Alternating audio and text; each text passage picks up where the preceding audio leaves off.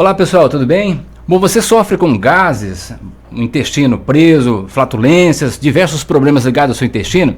Bom, eu sou Ivan Pereira e estou aqui hoje para trazer mais um tema para você, e para isso a gente convida aqui ao estúdio da Band FM especialistas profissionais ligados à saúde. O meu convidado é o Dr. Pedro Correia, que é nutricionista, terapeuta, naturólogo e sempre vem aqui para trazer dicas importantes. Dr. Pedro, satisfação recebê-lo, bom dia. Ivan, muito bom dia ouvintes da Band, é um prazer estar aqui novamente e vamos falar novamente de qualidade de vida e saúde. Doutor Pedro, esses problemas que eu mencionei há pouco estão ligados aí à disbiose intestinal. O que é isso, Pedro? É o intestino trabalhando irregular?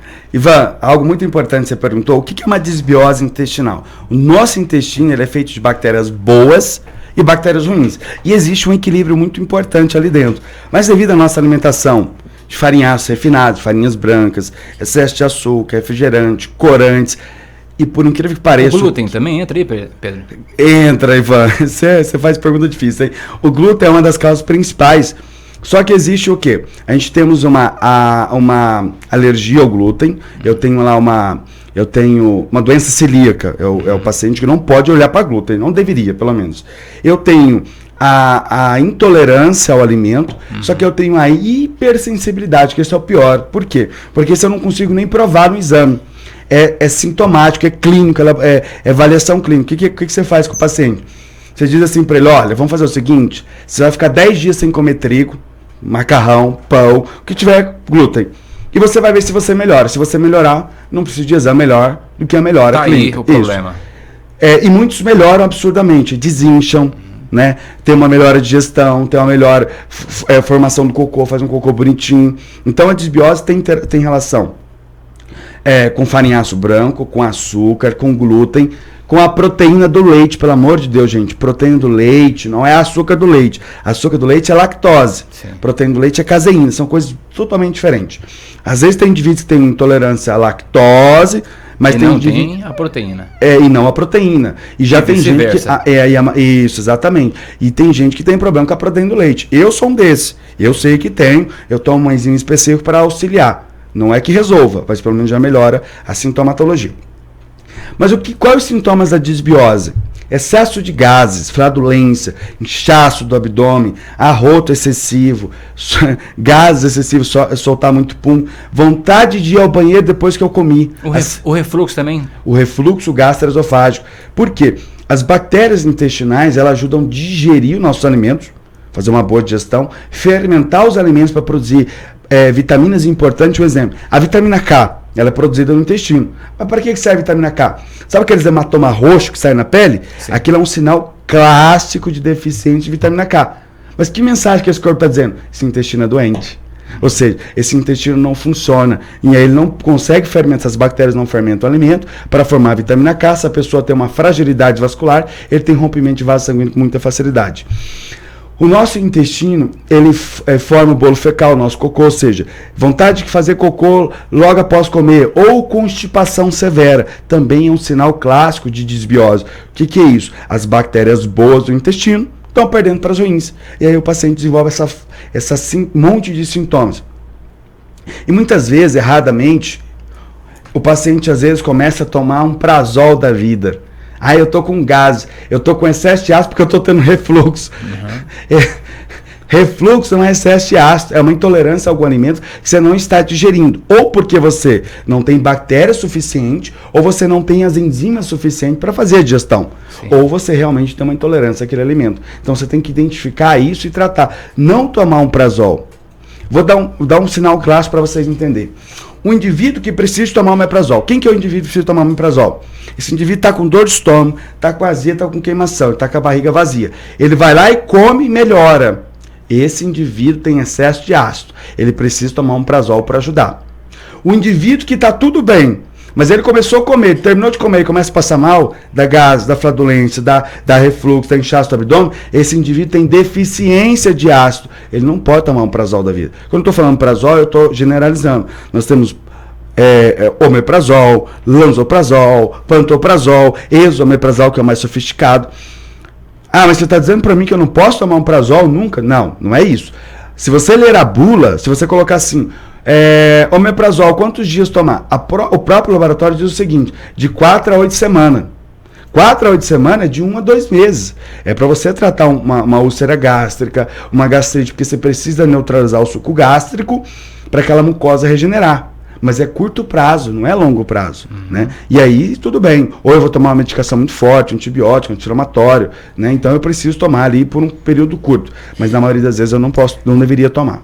Ô, doutor Pedro, para aquelas pessoas que ao fazer as necessidades ali, tem, além dessas questões que você já mencionou, mas também são fezes fétidas ou até os gases, né, os puns da vida aí, fétidos, isso também é um alerta, é um sinal que a pessoa precisa tratar? É um grande alerta. Soltar gases é normal, a gente produz aproximadamente até 1,5 litro de gases no dia, pum, né? Só que, se eu tô indo fazer cocô e o meu cocô está muito fedido, isso está indicando que a comida, em vez de ter sido digerida, ela está putrefando no meu intestino.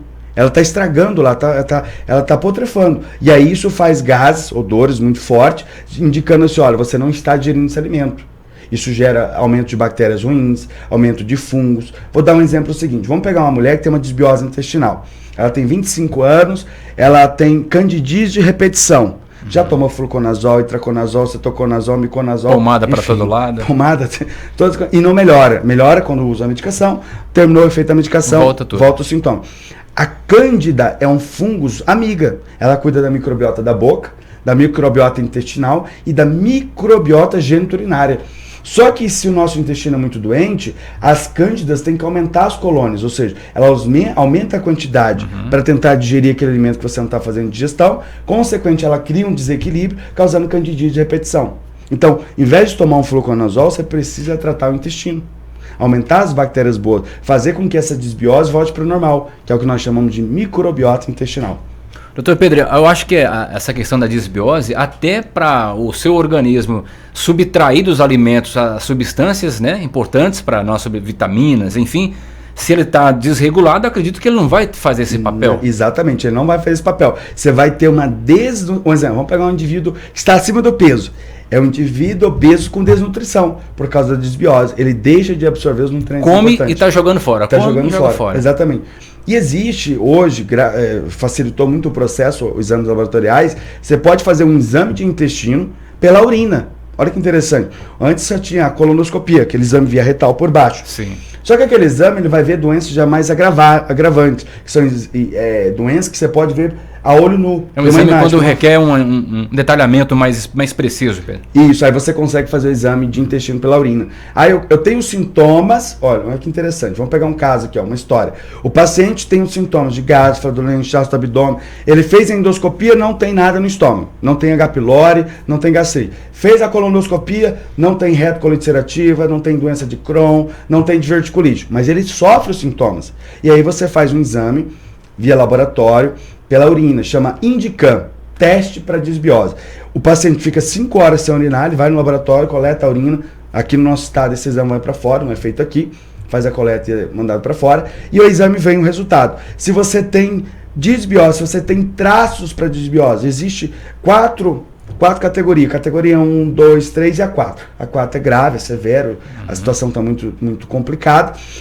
Esse exame vai avaliar se o intestino está vazando. Se o exame der positivo, significa que a parede do intestino está vazando. Ali passa bactéria, passa fungos, passa parasitas, passa alimentos, aonde você tem alteração do seu sistema imunológico, debilidade do sistema imune, porque o sistema imune fica o tempo todo lutando com bactérias que, por intestino, é inofensiva, mas para a corrente sanguínea é grave, causa infecções até generalizadas, por uma desbiose intestinal.